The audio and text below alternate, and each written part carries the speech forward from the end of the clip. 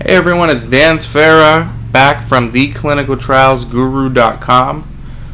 And so I'm sitting back watching the season opener of the NFL on Wednesday, and I check my email while I'm doing it, and I get asked an interesting question. And this is the thing I love about my job, about what I do as far as marketing and business development. And there will be future ebooks on this, but not to get too sidetracked, I get a question from a regular viewer. I'm not going to mention his name because he probably doesn't want it for this one. But he asked me a question about a study he got. So he's doing research. He got a ADHD study.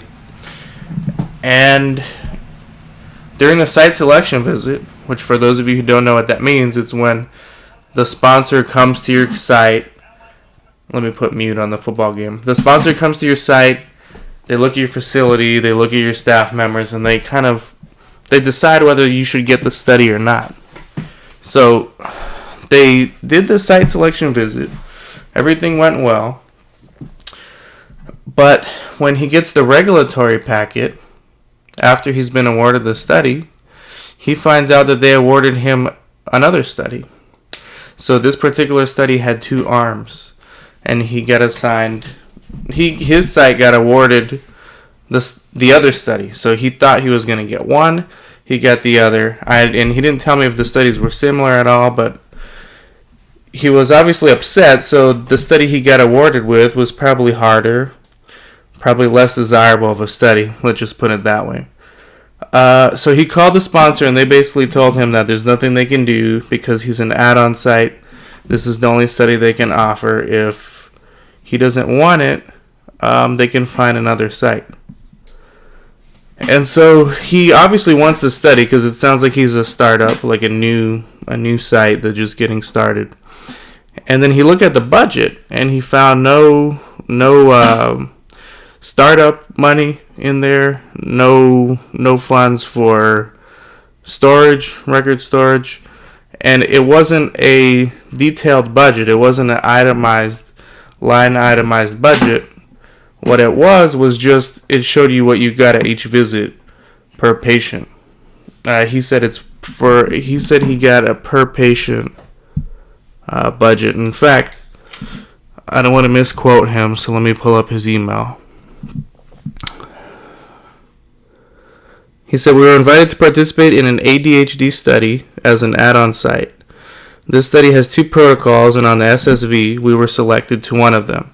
When we got the regulatory, they gave us the other study. I contacted them. They basically told me that this is the study that they can offer us. If we didn't want it, they will look for another site. When I look at the contract and budget, they only give me a per-patient budget, and it's half of what we normally get offered. Only the per patient budget, nothing else, and not even a budget for initiation and all that. Have you seen this before? We really need this study." So by per patient budget, I'm assuming that you mean it's not line itemized. They just said, like, for this patient, when he completes the study, your site will get like 10,000 or whatever. I don't know the numbers. I have seen this before. It's not very common, but it does happen. And in this case, the sponsor's probably in a hurry to add you on because you're an add-on site. And they probably think that you'll accept it. So my advice was to multiply the budget by 2, because he said normally he gets studies twice as lucrative.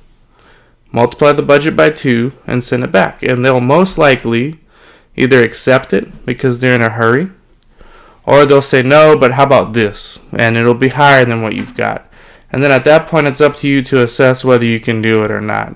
But I have seen this before. Unfortunately, it seems like it's a strategy that sponsors use when they're in a rush, or, and this is just my opinion, for new sites who they think will accept any study, any budget thrown their way, in an attempt to reduce cost. Although I've heard from CROs and sponsors that they don't do this. We've seen it too often for it to just be random or just, random circumstance here and there. It might be a strategy that they use. So send it back, multiply the budget by 2, there's nothing you can do for the protocol that they switched. They obviously, you're stuck with that study. So at this point, send the budget back, multiply it by 2. Say, I understand you're in a timeline. You're in a timeline crunch. Here's our budget that we will accept the study for, and see what they say, and then email me. And also, at South Coast Clinical Trials, we do ADHD studies. So if you want, email me the study lead, the contact, and I'll try to get it at South Coast Clinical Trials as well. I would appreciate the gesture. And hopefully this video helps. I want to give a shout out to my Clinical Trial Guru producers. It's Sarah Elizabeth Siegler, Resolve Research Solutions, PTNR, Erdhart Clinical Trials, Accurate Clinical Trials, and Patrick Stone. So thank you guys very much for being guru producers. And if any of you other people want free marketing, free promotion, it's $99 a year to get your very own page on the Clinical Trials Guru. Hopefully this helps, and let me know. Email me back. This is in regards to the person who had the question. And also send me the study lead. I wouldn't mind taking a look at it myself. Dan from theclinicaltrialsguru.com. Take care.